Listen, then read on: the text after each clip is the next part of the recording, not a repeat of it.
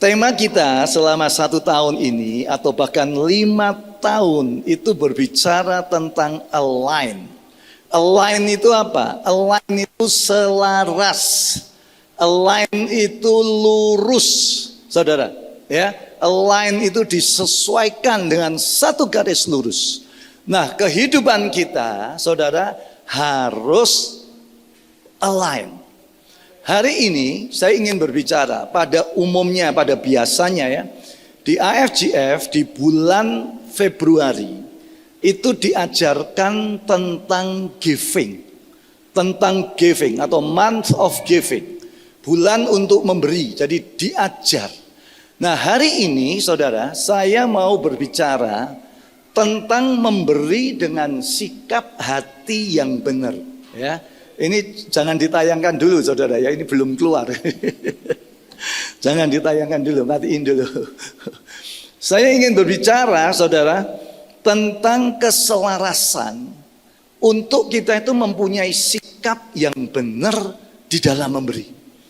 Nah, ada 3 hal yang ingin saya bagikan, yaitu yang pertama saudara ya. Yang pertama adalah judulnya adalah saudara, judul dari firman yang ingin saya sampaikan adalah memberi dan kebenaran itu berpadu sempurna.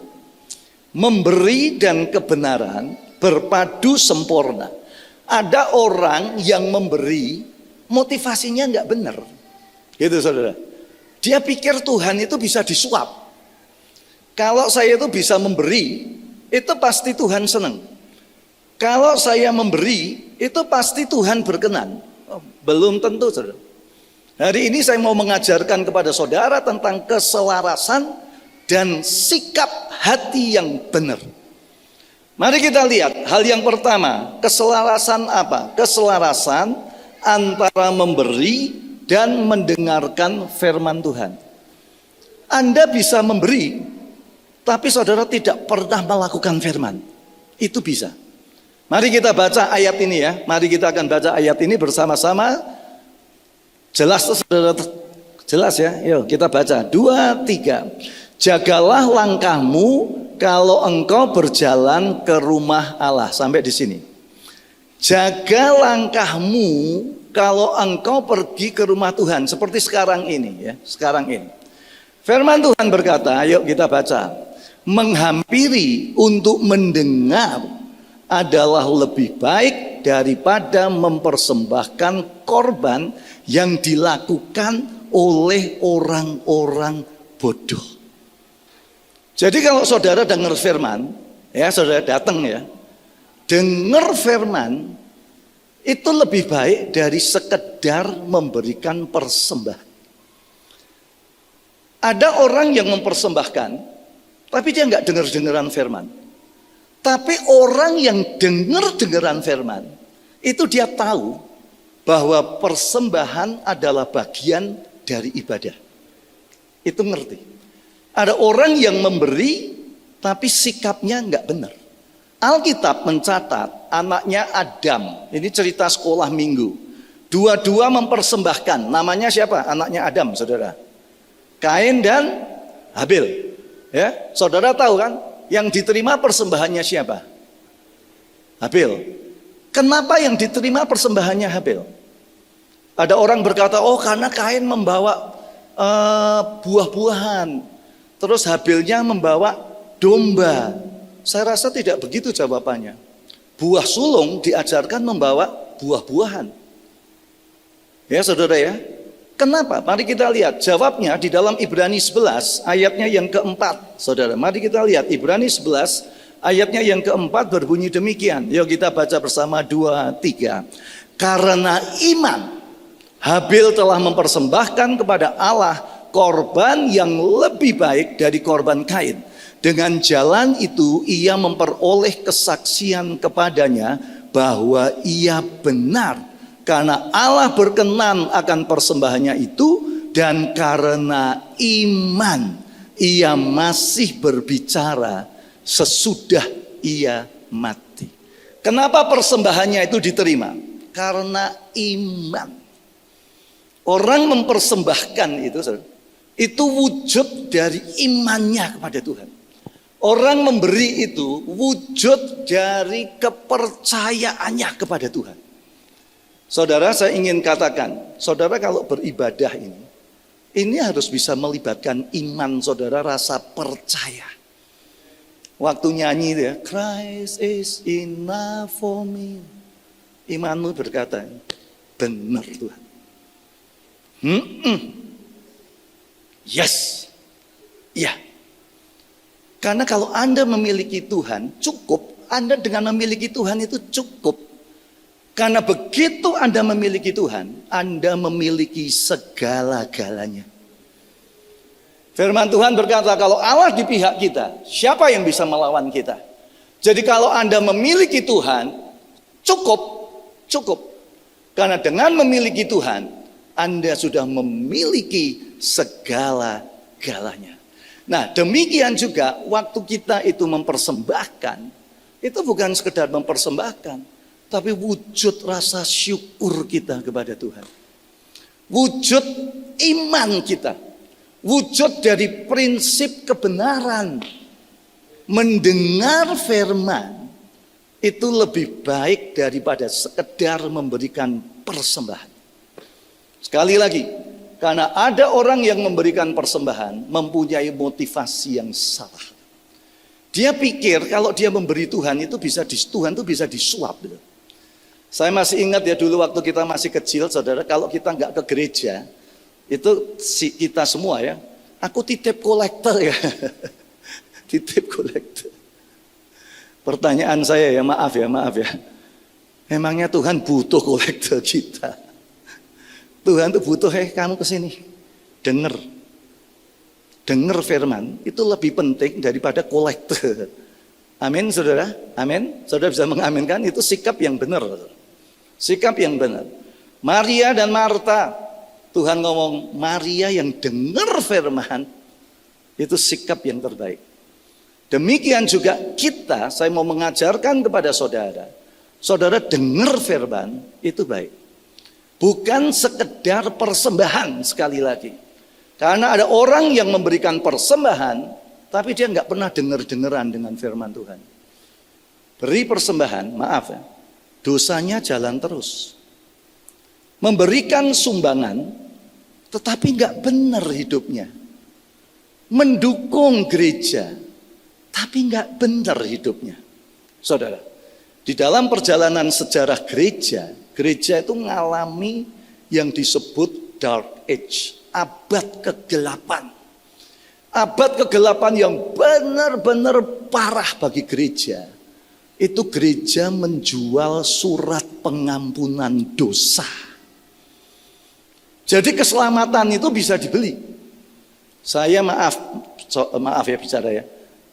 Saya berzina. Oh, nggak apa-apa. Pokoknya kamu tiap minggu beli aja surat pengampunan dosa 1 juta. Kamu udah diampuni. Nggak apa-apa, jalan terus. Nanti berapa minggu lagi, aduh kita beli aja yuk surat pengampunan dosa. Kita mencuri, nggak apa-apa. Mencuri murah kok, surat pengampunannya cuma 200.000. Contoh. Ini bahasa saya, saudara. Bisa dibeli. Waduh. Itu abad kegelapan gereja yang paling parah. Itu sebabnya kita bersyukur ada tokoh, Tuhan memunculkan tokoh namanya Martin Luther. Martin Luther, dia membawa dalil 99 dalil di gereja Wittenberg di Jerman. Dan dia berkata sola fide, sola gratia, sola scriptura. Artinya kita diselamatkan bukan bayar surat pengampunan dosa. Tapi kita diselamatkan oleh sola fide, faith, iman. Kita diselamatkan oleh gracia, oleh grace, oleh anugerah Tuhan. Kita diselamatkan oleh scriptura, oleh Injil. 1 Korintus 15 ayat yang kedua. Bahwa kita diselamatkan oleh Injil itu. Kita kembali gereja. Gerakannya disebut Protestan. Protestan itu artinya protestamen. Alkitab ini ada 2 testamen, Old Testament and New Testament. Perjanjian lama, perjanjian baru. Dan diajarkan oleh Martin Luther, mari kita kembali kepada Alkitab. Return to the Bible. Balik lagi saudara kepada Alkitab. Bahwa keselamatan itu bukan uang. Keselamatan bukan dibeli. Bukan asal Anda mempersembahkan. Ayat tadi mengatakan persembahan orang bodoh. Tapi kita harus dengar firman. Kita memberi itu. Ungkapan dari rasa syukur kepercayaan kita kepada Tuhan. Saya ingin bersaksi saudara ya. Almarhum ini orang ini almarhum. Orang ini dulu saudara bandar judi. Tahun-tahun mungkin 50 tahun yang lalu kalau saudara masih sejaman saya masih ngerti yang namanya Porkas, SDSB. Masih ingat? Siapa yang ingat itu Porkas? Ikut beli gak dulu? Ya, karena itu mau dikatakan ilegal enggak juga, karena pemerintah kok yang bikin. Ya, Pak? Jadi kalau dikatakan itu nyimpang enggak? Loh, pemerintah mengatakan oke. Ya, dijual ke masyarakat, itu kan kupon olahraga. Betul tak kupon olahraga itu mungkin saudara beli. Dia saudara berkata, dia pegang di salah satu provinsi, bayangkan. Provinsi di Jawa, enggak perlu saya sampaikan provinsi mana. Dia ngomong, saya omsetnya, bukan omset ya, untungnya. Ini saya aja di sini 27 tahun ya, 27 tahun, di Padang 7 tahun, 34 tahun. Di Semarang ya di atas sekitar mungkin sekitar 30 berapa? 34, 37, 35 tahun yang lalu. Ya. Dia ngomong sama saya nih, penghasilan saya 100 juta per hari. Bayangkan. Dolar itu masih 1.000 rupiah. Zaman itu. Dolar itu masih 1.000 rupiah. Sekarang 17.000. Dulu 1.000 rupiah penghasilannya sehari 100 juta. Kalau dikatakan oh ilegal, enggak, itu pemerintah yang buat kok. Tapi ada keberatan hati nurani. Setelah dia dengar firman Tuhan, dengar firman. Ini kesaksian ya, kesaksian. Dia ngomong, putus. Saya nggak mau pegang lagi. Wah, bayangkan tuh, 1 bulan 3M, saudara. 1 bulan 3M. Dia tanya, kalau Pak Abraham gimana? Waduh, mungkin saya nggak kuat, makanya Tuhan tidak menguji saya dengan penghasilan 1 hari 100M. Tuhan udah tahu saudara, kalau kita penghasilannya 100M zaman 30 tahun yang lalu, waduh mungkin jujur deh, nggak ngerti saya bisa kuat atau tidak. Makanya Tuhan tidak menguji saya dengan itu.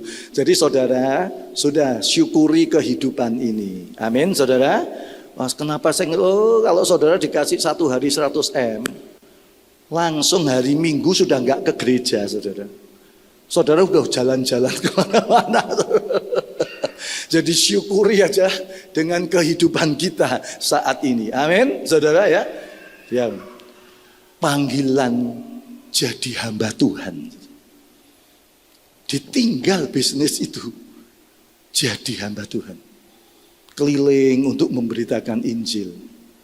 Orangnya ini orang kaya, dia keliling sampai akhirnya dia dipanggil pulang oleh Tuhan. Saya menyaksikan ini luar biasa. Dia ngomong, dengan hasil itu saya bantu gereja, saya bantu. Kalau perlu pendetanya saya atur. Semua pengurus saya atur. Kalau kamu gak tunduk sama saya, kerannya saya tutup, mati kerannya saudara ya. Buka. Tapi akhirnya dia sadar. Gak benar juga aku ini. Dengar firman. Itu lebih penting dari sekedar memberi. Amin saudara. Jadi harus seimbang ya. Saudara kalau ngerti firman pasti memberi, ya. Tapi kalau cuma nggak ngerti firman, cuma memberi, waduh itu sia-sia. Waktu kita batona, orang itu kalau mengasihi itu memberi. Orang memberi belum tentu mengasihi. Betul nggak saudara? Kalau misalnya saudara ketemu ya, tiba-tiba ada orang ya, maaf ya, lagi makan terus tiba-tiba, Pak, mau jual aku aja Pak. Aduh, kita terus orang jujur ya, udah biar cepat pergi, biar cepat pergi, udah kasih duit ya. Ya, kita lihat kalau di Jawa orang di mobil traffic light, wah, itu kalau nggak dikasih duit dia bisa diberet tuh mobil kita, kerek. Waduh, diberet. Mau bayar berapa kita nanti mau ngecat? Udah jauh kasih 2.000 rupiah. Memberi. Pertanyaan saya, mengasihi dia. Mengasihi dirinya sendiri supaya mobilnya nggak diberet. Bukan mengasihi dia. Orang bisa memberi tanpa mengasihi. Tapi kalau saudara jatuh cinta kepada seseorang waktu batona, saudara pasti memberi.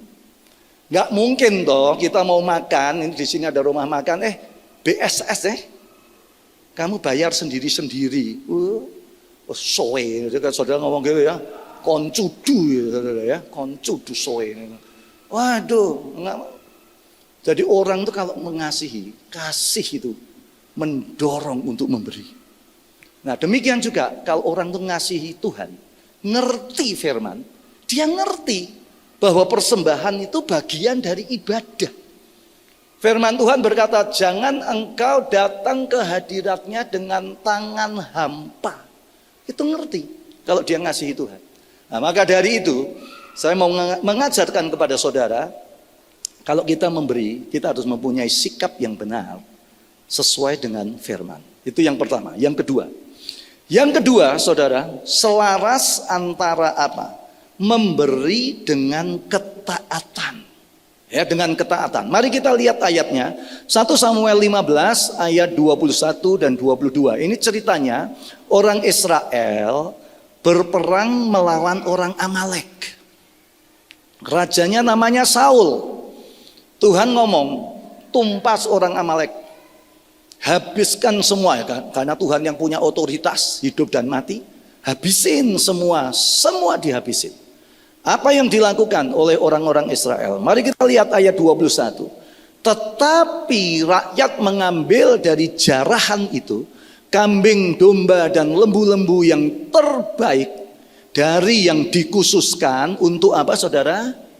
Untuk apa deh? Baca dulu. Untuk ditumpas. Jadi harusnya kan harus ditumpas. Tuhan kan ngomong tumpas. Ini nggak taat nih. Nggak taat. Dia mengambil dikatakan domba dan lembu yang harusnya ditumpas, malah dibawa untuk mempersembahkan korban kepada Tuhan. Tuhan ngomong tumpas, tapi dia ngomong enggak, saya mau persembahkan kepada Tuhan. Nah, ingat ya, tadi Tuhan ayat tadi ya, denger-dengeran lebih baik daripada memberikan persembahan. Ayat ini dia enggak denger-dengeran, dia memberikan untuk Tuhan. Apa ayat yang ke-22? Tetapi jawab Samuel, apakah Tuhan berkenan kepada korban bakaran dan korban sembelian sama seperti kepada mendengarkan suara Tuhan? Sesungguhnya mendengarkan lebih baik daripada korban sembelihan, memperhatikan lebih baik daripada lemak domba jantan. Sekarang diperhadapkan, saudara mau taat atau saudara memberikan persembahan? Mana yang mau dilakukan? Ketaatan atau saudara mempersembahkan? Tuhan udah ngomong tumpas, tapi mereka ngomong enggak. Saya mau mempersembahkan gara-gara ini, Saul ditolak menjadi raja. Kita ini mesti hati-hati. Ketidaktaatan kita itu bisa fatal. Makanya kita belajar menjadi orang-orang yang taat di dalam kehidupan ini. Nah, ini ada contoh juga. Pada waktu Musa mendapat 10 commandment, 10 perintah itu. Pergi ke gunung mana saudara? Gunung Sinai. Ditunggu 40 40 hari. Ya mungkin perjalanannya aja udah berapa hari. Di situ puasa 40 hari, 40 malam terus turun. Berapa hari kita nggak ngerti. Nah orang-orang Israel ini rakyat ngomong, oh so mati dia. Musa udah mati.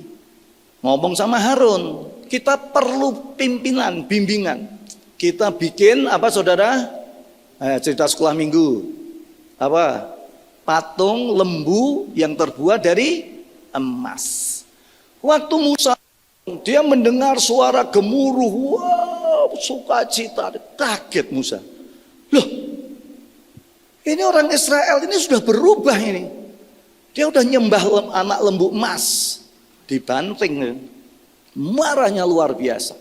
Lalu apa yang dilakukan Musa terhadap lembu emas tadi? Mari kita lihat, next.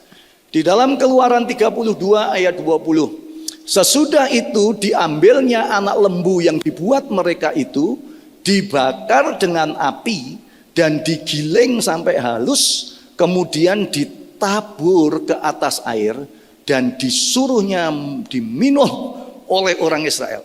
Karena begitu marah Musa, orang-orang sudah melakukan demikian. Ini yang disebut ya barang hobatan. Saudara pernah dengar istilah hobatan nggak?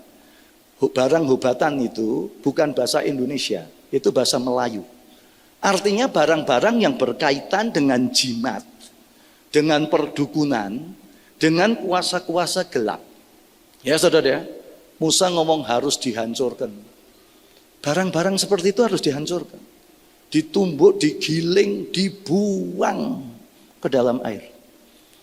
Nah, di dalam pelayanan kita, saudara, kadang-kadang kita diperhadapkan kepada jemaat yang punya barang-barang hobatan berkaitan dengan kuasa gelap. Jimat, ditaruh di cincin, ditaruh di gelang. Betul nggak, saudara? Ya. Nah, waktu saya melayani di Padang, itu beberapa kali saya menemukan seperti itu. Ada orang yang menasehati saya gini, Pak, sudah dong, udah didoakan aja, dioles, itu kan emas, dijual, nanti uangnya untuk pembangunan gereja. Oh, kamu baru emas 10 gram aja udah begini. Ini lembu emas ini berapa ratus kilo. Dihancurkan. Kita baru cuma 10 gram udah belajar nggak taat. Kalau saya lakukan itu, saya persembahkan, persembahan saya itu ungkapan ketidaktaatan saya kepada Tuhan. Dan saya tidak mau lakukan. Berlian. Ya, berlian. Dia ngomong, itu saya gunakan untuk pesugihan, untuk apa sebagainya. Waktu dia bertobat, diserahkan kan. Saya serahkan, Pak. Bakar. Bukan terus didoakan, terus nanti dipakai Bu Marta. Aduh, baru kena segitu kita sudah nggak taat. Bahaya itu, saudara. Sangat bahaya. Bakar, semua bakar. Saya pernah, saudara, membakar batu giok. Kalau batu giok saudara punya, ini batu giok dibuat gelang. Diambil mungkin 100 tahun dari kuburan omanya. Batu giok ini pada waktu-waktu tertentu dia bisa nyala, saudara. Seperti lampu, zet, zet, zet, zet. Wah, waktu dia bertobat, aku copot batu giok ini. Copot. Pak, dimusnahkan. Nah, orang ngomong, nggak usah, didoakan dijual mahal, Pak. Oh no, hancur. Yang lebih ekstrim, saudara, ya, pernah di satu saat, saya nggak perlu sebut kotanya di mana, di Sumatera. Orang kaya, memang orang kaya. Di tahun itu, sekitar tadi saya katakan ya 30 tahun yang lalu, dolar masih di bawah 2.000, ya masih di bawah 2.000. Dia beli pedang batu giok, dari China didatangkan. Harganya berapa? 100 juta. Dolar masih 2.000, Sekarang dolar berapa? 17 kali 8 kali. Mungkin itu harganya sama dengan equal dengan 800 juta. Waktu dia kenal Tuhan secara pribadi, dia ngomong, dihancurkan Pak. Wih, kaget kita. Hah? Wah, orang mulai berpikir, nggak dijual. Ini kalau dijual, waduh, bisa membantu gereja. Tapi dia keberatan hati nurani, enggak. Dihancurkan. Wah, ini kita belajar tentang ketaatan. Kalau Tuhan udah ngomong secara pribadi, hancurkan. Hancurkan. Tuhan yang ngatur kita, bukan kita yang ngatur Tuhan. Amin, saudara. Tuhan yang ngatur kita, bukan kita yang ngatur Tuhan. Tuhan kalau ngomong barang hobatan, musnahkan, musnahkan. Jangan berpikir yang aneh-aneh. Jangan saudara nanti itu untuk Tuhan. Tuhan itu mau saudara dengar. Bukan persembahannya. Dengar dulu. Dengar. Kalau Tuhan ngomong bakar, musnahkan, musnahkan. Jangan seperti ayat yang pertama tadi. Pengkhotbah, atau jangan seperti contoh ini, sapi lembu yang mau ditumpas dibawa, mana yang lebih Tuhan ajarkan? Tuhan berkenan dengar atau korban? Nah, kalau kita melakukan gak dengar-dengaran dan memberikan korban, korban orang bodoh, firman Tuhan mengatakan. Bukan saya, kalau saya mengatakan Anda bodoh, Anda bisa tersinggung pada saya. Tapi ini firman, persembahan orang bodoh. Mari kita belajar di dalam memberikan selaras dengan kebenaran dan selaras dengan ketaatan. Terakhir, hal yang ketiga. Apa yang harus diselaraskan di dalam memberi, saudara? Yang ketiga adalah keseimbangan antara memberi dengan apa, saudara? Keadilan. Saudara memberi, tapi kalau saudara nggak adil, itu Tuhan ngomong nggak benar. Harus diselaraskan dengan belas kasihan. Saudara memberi, tapi saudara nggak punya belas kasihan, saudara bengis. Itu Tuhan ngomong nggak selaras itu. Memberi, tapi nggak setia. Kepada istrinya nggak setia, kepada pasangannya nggak setia. Gitu ya saudara ya. Firman Tuhan kan mengatakan, banyak orang menyebut dirinya baik. Tapi siapa orang menemukan orang yang setia? Nah, dalam sebuah survei, saudara, di Jakarta, ini beberapa tahun yang lalu, itu dikatakan dari tiga pria di Jakarta, itu dikatakan 2 berselingkuh dan 1 yang tidak berselingkuh. Wah, hanya sepertiga loh yang tidak berselingkuh. Banyak saya mendengar, saya ini suami yang baik. Karena apa? Karena tiap bulan saya kasih itu untuk istri saya, untuk anak saya. Anak saya mau sekolah di mana saya cukupi. Istri saya mau belanja ke mall, kemana, ke hal-hal yang barang-barang branded saya kasih. Saya kasih. Tapi pertanyaan Tuhan, bukan baik. Tapi ditanya, kamu setia enggak? Nah, kamu setia enggak? Banyak orang mengklaim, suami-suami mengklaim dirinya baik karena menafkahi istri dan anak. Tapi apakah dia setia? Nah, itu tanda tanya besar. Nah, firman Tuhan mengajarkan kepada kita, kamu memberi, tapi kamu enggak setia. Ya, mari kita lihat saudara ya. Celakalah kamu, hai ahli-ahli Taurat dan orang-orang Farisi. Kamu orang-orang munafik, sebab persepuluhan, selasih, adas manis, jintan kamu bayar. Orang ini memberikan persepuluhan, tetapi yang terpenting dalam hukum Taurat kamu abaikan, yaitu keadilan. Kamu memberi persepuluhan, tapi kamu nggak adil. Apalagi yang belas kasihan, kamu memberi persepuluhan, tapi kamu bengis. Yang ketiga Tuhan berkata, kesetiaan. Kamu memberikan persepuluhan, tapi kamu gak setia. Nah, terus kalimat ini, saudara, kalimat ini ditulis yang satu, yuk kita baca ya, 2, 3. Yang satu harus dilakukan dan yang lain jangan diabaikan. Saya menyentil perpuluhan ini ya, persepuluhan ya. Apa yang Tuhan Yesus ajarkan tentang persepuluhan? Apakah Tuhan mengajarkan persepuluhan? Ini. Yang satu harus dilakukan. Kamu kan memberikan persepuluhan nih. Tapi kamu hidupnya nggak benar. Gitu ya. Lalu Tuhan ngomong, yang satu harus dilakukan. Tapi yang lain jangan diabaikan.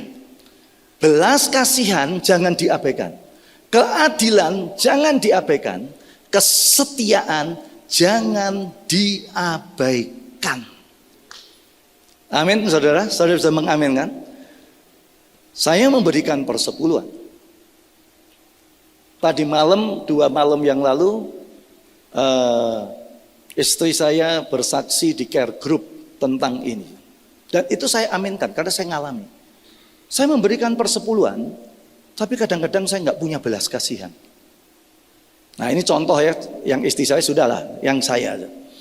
Satu saat saudara, saya pernah datang di rumah, ya ini namanya sharing ya. Di rumah kami ini tiap minggu ada aja orang yang datang minta sumbangan. Tiap minggu. Udah berjalan berapa tahun? Saya punya prinsip selagi saya bisa menolong, oke saya kasih. Selama saya bisa menolong. Tapi kalau enggak ya enggak. Gitu ya saudara, kalau hanya sekali lah saya ngomong saya enggak punya duit cash. Ya. Yang ada di saya cuma ada roti dan saya sudah ngobrol di sini sambil makan roti, saya enggak bisa ngasih kamu uang. Ya, tapi tetap saya kasih juga ya. Nah, tiba-tiba ada orang datang jam 9. Dia datang gini, Pak Abraham, saya butuh uang mau pulang ke Jawa. Saya minta uang. Hati saya saat itu, kamu aku nggak kenal, gitu. Kamu datang ke Manado tidak saya undang. Kamu datang sekarang butuh duit minta saya. Waduh, saya saat itu ngomong nggak bisa. Saya bilang nggak bisa. Orang itu pulang, saudara. Waktu dia pulang, Roh Kudus ya negur saya. Kamu pelit. Dek, kaget saja. Kamu tuh punya duit, tapi kamu pelit. Kamu nggak punya belas kasihan. Waduh Tuhan, ampuni Tuhan. Saya langsung berdoa, Tuhan, ampuni Tuhan. Aku salah Tuhan. Kalau Tuhan Roh Kudus sudah mengingatkan gitu, kita nggak bisa mengelak. Hati nuranimu, Tuhan, nggak benar kamu, nggak benar. Saya pun kalau khotbah begini, kalau begitu selesai saya berdoa, Tuhan tuh bisa ngomong juga. Kamu nggak benar, kesaksianmu sombong, kesaksianmu tuh meninggikan diri. Kamu tadi marah-marah. Hatimu tadi dikuasai oleh kemarahan. Cek. Tuhan ya bisa ngomong. Roh Kudus yang kamu pelit. Kamu ngasih perpuluhan tapi kamu gak punya belas kasihan. Aduh saya berdoa Tuhan ampuni Tuhan. Bawa orang itu datang lagi Tuhan. Kaget saya selesai makan. Jam 2 siang. Balik orang itu saudara. Balik dia ngomong gini, aduh Pak Abraham, saya sudah keliling Manado, nggak ada yang ngasih saya. Aduh, udah kamu butuh berapa pulang? Udah saya kasih nih. Tuhan mengajar saya ya, untuk saya harus punya belas kasihan.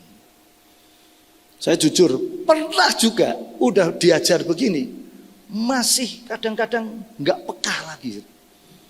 Satu saat saya lagi makan di meja makan. Nyelonong orang masuk langsung di meja makan saya. Minta duit. Waduh. Ya ini namanya temperamennya jadi naik saya keluar. Sudah gitu. Kembali. Tuhan ngomong, kamu tidak punya belas kasihan. Enggak punya belas kasihan. Waduh, untuk kedua kalinya peristiwa yang sama. Aduh Tuhan, ampuni itu. Ampuni itu. 2 jam lagi balik orangnya, saudara. Waduh, begitu balik, saudara.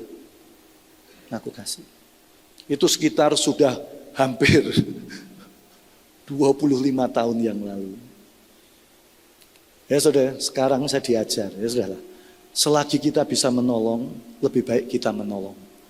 Orang yang menolong posisinya lebih kuat daripada orang yang ditolong. Amin saudara. Saudara memberi itu lebih baik daripada diberi. Betul nggak saudara? Berarti saudara itu bisa memberi, itu posisinya di atas. Lebih baik saudara mendoakan daripada didoakan. Saudara bisa mendoakan orang. Daripada cuma minta didoakan terus, belajar untuk memberi. Nah ini yang Tuhan ajarkan. Nah kembali kepada perpuluhan. Orang memberikan perpuluhan, gak punya keadilan, gak punya belas kasihan, itu Tuhan mau mengajar kepada kita harus selaras.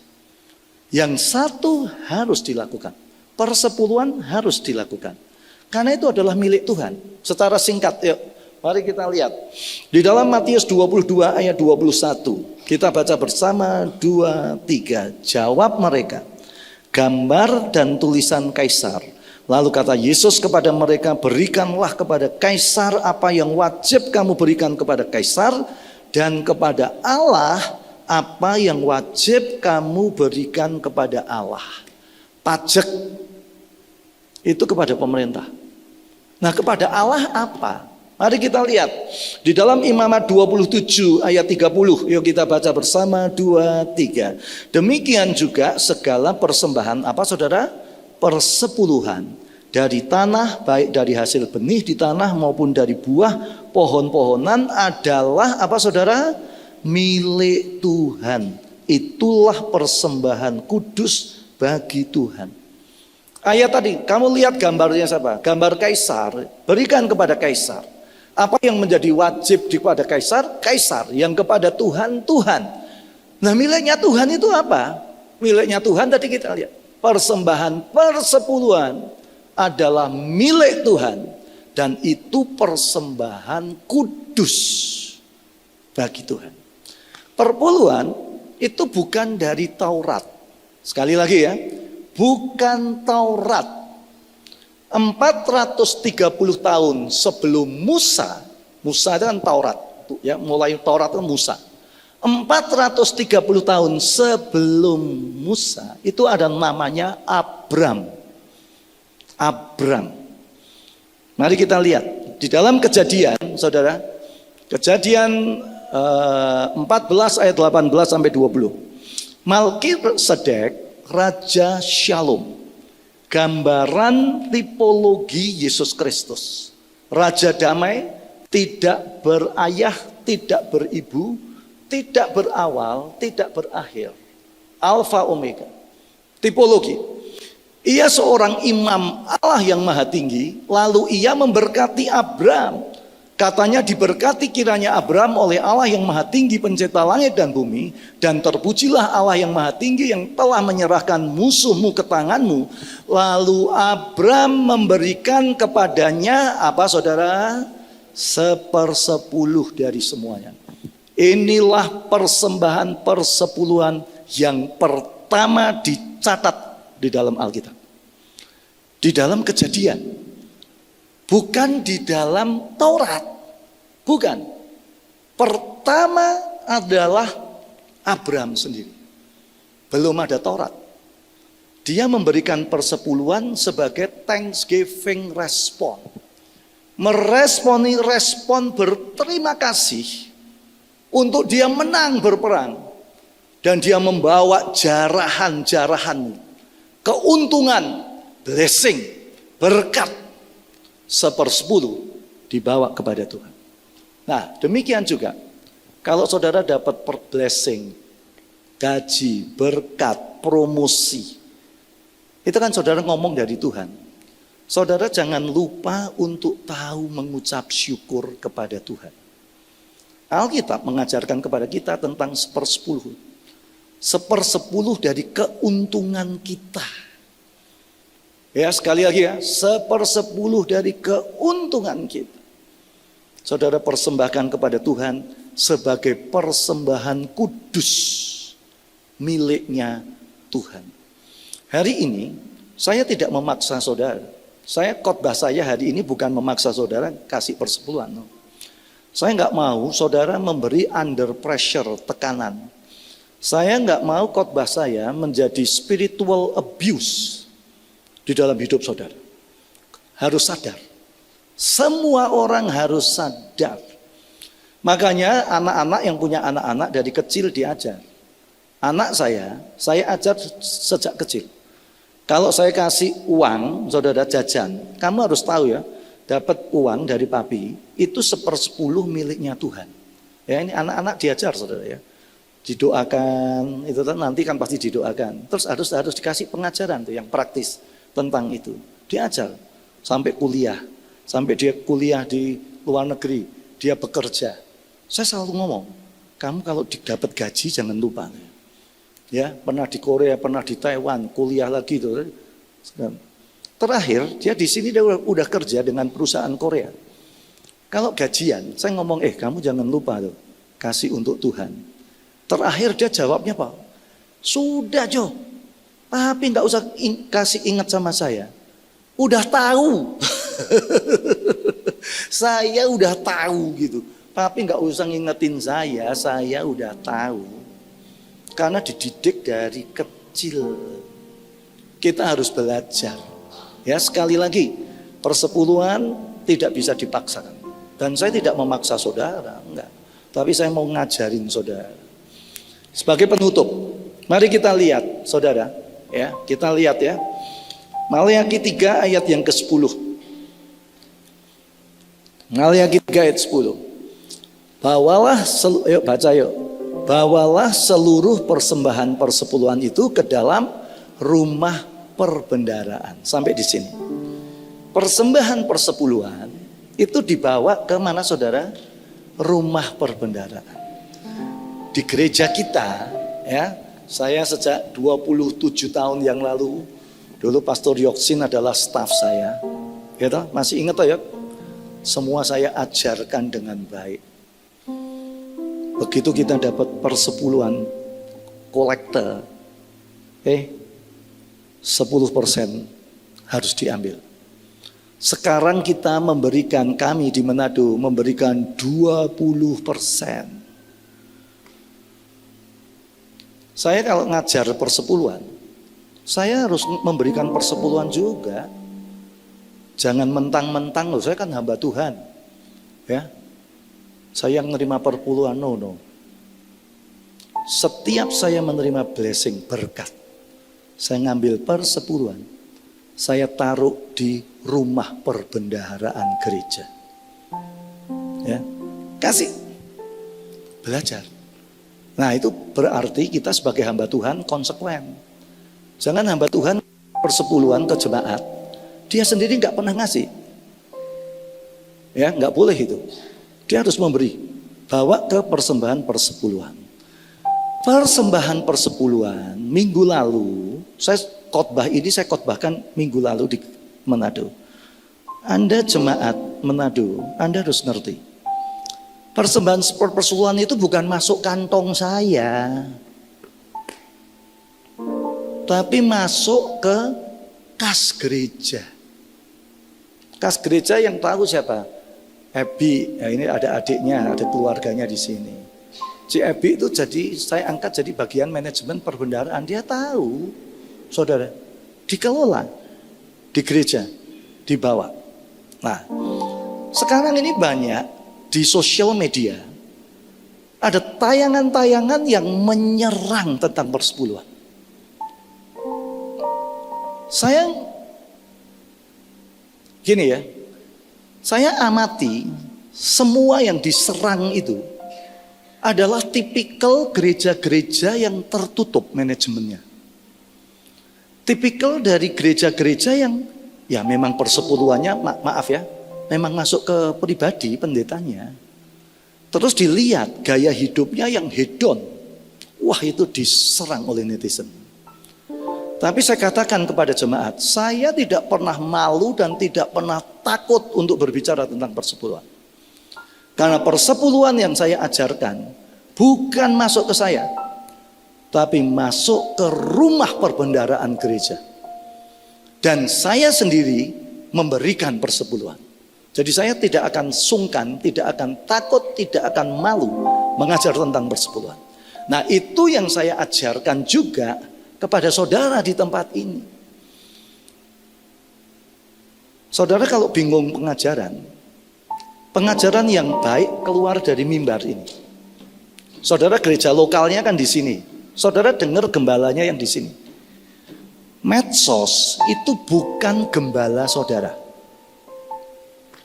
TikTok itu bukan gembala saudara. YouTube bukan gembala saudara. Pengajaran apapun yang membuat saudara bertanya-tanya, saudara harus dengar pengajaran yang keluar dari mimbar ini. Karena disinilah Anda bertumbuh. Disinilah gereja lokal Anda. Disinilah Tuhan menempatkan Anda di sini. Supaya saudara tidak terombang-ambing oleh angin pengajaran. Itu sangat berbahaya. Terombang-ambing. Nah, jadi kita harus ngerti. Hari ini saya ngajarin persepuluhan tadi ya. Kalau orang ngajarin tentang Taurat, bukan Taurat. 430 tahun Abraham sudah melakukan. Jadi kalau ngomong Taurat, betul, bukan Taurat. Saya mengaminkan. Karena kita tidak mengambil dari Taurat, tapi dari Abraham sebagai thanksgiving response. Nah, di dalam perkembangan orang Israel dilembagakan di dalam Taurat seperti ini. Diberikan di rumah apa saudara? Perbendaharaan. Terus yang kedua, ayat ke-12 dikatakan demikian. Ayat 11. Aku akan menghardik bagimu belalang pelahap, supaya jangan dihabisinya hasil tanahmu, dan supaya jangan pohon anggur di padang tidak berbuah bagimu. Firman Tuhan semesta alam. Tuhan memerintahkan bawa ke perbendaharaan. Ayat berikutnya ada proteksi Tuhan dari belalang. Mau belalang pelahat, belalang pengerip, pokoknya semua buto-buto saudara ya. Semua buto-buto yang ada, semua itu dilindungi oleh Tuhan. Kadang-kadang ada belalang pelahap dalam rumah tangga kita. Kita ini kadang-kadang saudara terjadi keluar uang yang seharusnya tidak perlu keluar. Kita kena tipu. Ya. Mobil tiba-tiba nyenggol, jedas. Anak kena narkoba. Betul nggak saudara? Saudara dapat SMS di rekening saudara ditambah, saudara ditipu di ATM. Hilang duit. Itu belalang pelahap dalam hidupmu. Uang yang tidak seharusnya keluar. Itu belalang mengerip, melahap, membersihkan. Tuhan ngomong ya, aku mau lindungi. Jadi saya mau menyaksikan lagi. Waktu saya di Semarang, saudara, ada seorang aktivis gereja, namanya Bapak Willy. Bapak Willy ini, dia rajin memberikan persembahan. Ya namanya memberikan, diberkati, terus aduh sayang ya, gitu ya. Kalau kasih persembahan misalnya untung saudara 1.100.000 kasih persepuluhan itu gampang juga ya. 10 juta untungmu kasih 1 juta ya. Tuhan memberkati untungmu 100 juta kasih Tuhan 10 juta gitu. Udah mulai ya sayang juga ya. Sayang juga. Saudara jangan pernah lihat persepuluhannya nih. Tapi lihat blessingnya dari Tuhan yang 10 kali lipat. Yang untuk saudara nikmati. Perpuluhan itu mengajar kita untuk kita tidak pelit. Saingannya Tuhan itu duit. Pilih aku atau mamon. Mamon itu sistem keuangan duit. Pilih Tuhan atau pilih setan. Oh, siapa mau milih setan, saudara? Enggak mau. Ya, mau milih setan enggak mau. Pilih Tuhan atau pilih duit. Saudara bisa goyang. Hari ini saudara jam ibadah, pada jam yang sama saudara ketemu partner, kita ketemu ngomongin bisnis. Mana yang akan saudara putuskan? Beribadah? Atau saudara ibadah kan masih bisa minggu lalu, minggu depan, bulan depan. Oh, sekarang bisnis dulu. Kena, saudara. Saingannya Tuhan itu bukan setan, saya katakan. Duit, mamon. Di mana hartamu ada, di situ hatimu berada. Dompet ya saudara ya, ada dompet gitu saudara. Kalau dompet itu ketinggalan di gereja, kalau Alkitabmu ketinggalan di gereja, Anda nggak pernah tanya, dibiarin aja tuh Alkitab. Tapi kalau dompetmu ketinggalan di gereja, langsung telepon Pastor Yoksin. Coba Pastor Yoksin, tolong, itu tadi saya duduk di bagian kedua, itu masih ada nggak dompet saya? Itu benar tuh, benar. Di mana ada hartamu, di situ hatimu itu berada. Nah ini ya saudara ya, itu diproteksi Tuhan. Bapak ini akhirnya dia nggak mau memberikan persepuluhan, nggak mau memberikan persepuluhan. Terus persepuluhannya itu cuman ditulis gitu aja, ngebon, Tuhan ngebon. Sudah hampir 1 tahun dia kerja buka bengkel. Waktu dia menempa besi, menempa besi, nggak sadar anaknya masih kecil itu ada di belakang. Terus tiba-tiba anak tuh menangis, kaget bapaknya. Waktu dia lihat matanya ini berdarah. Rupanya besi yang ditempa itu, perserpian itu melesat masuk ke matanya. Segera dibawa ke dokter, dokter ngomong, waduh untung ini. Selisih 1 senti di bawah bola matanya. Jadi bisa dioperasi, selamat. Dibayar sampai di rumah, saudara. Dia tergerak untuk lihat dia ngebon sama Tuhan berapa. Waktu dia buka, kaget, total pembayaran sama dengan total persepuluhan yang dia tahan. Waduh, dia menulis kesaksian, bukunya itu saya baca. Waduh, hebat. Ini saya mengajarkan pengertian-pengertian kepada saudara. Sekali lagi saya tidak memaksa ya, saya tidak memaksa. Tapi saudara ngerti akan pengajaran ini. Lalu yang terakhir, ayat yang ke-12. Dikatakan demikian, maka segala bangsa akan menyebut kamu, apa saudara? Berbahagia. Kalau kita memberikan ke perbendaharaan rumah Tuhan, terus Tuhan memproteksi, orang akan berkata, berbahagialah engkau. Hari ini saya mengajarkan kepada saudara harus mempunyai sikap yang benar dalam memberi. Pemberian adalah bagian dari ibadah, tapi pemberian kita harus selaras dengan firman, harus selaras dengan ketaatan, harus selaras dengan keadilan, harus selaras dengan kesetiaan, harus selaras dengan belas kasihan. Amin. Tuhan memberkati kita semua dan mari kita akan berdoa. Terima kasih Tuhan, kami mengucap syukur kepada Engkau. Kami belajar tentang keselarasan antara memberi dengan ketaatan, selaras memberi dengan firman, selaras dengan keadilan, kesetiaan dan belas kasihan. Roh Kudus Engkau bekerja memberkati jemaat sehingga jemaat bisa mengerti pengajaran ini dengan baik dan kami boleh menjadi pelaku-pelaku kebenaran firman ini. Di dalam nama Tuhan Yesus, Tuhan dan Juru Selamat kami berdoa. Haleluya. Amin. Amin. Tuhan memberkati kita semua.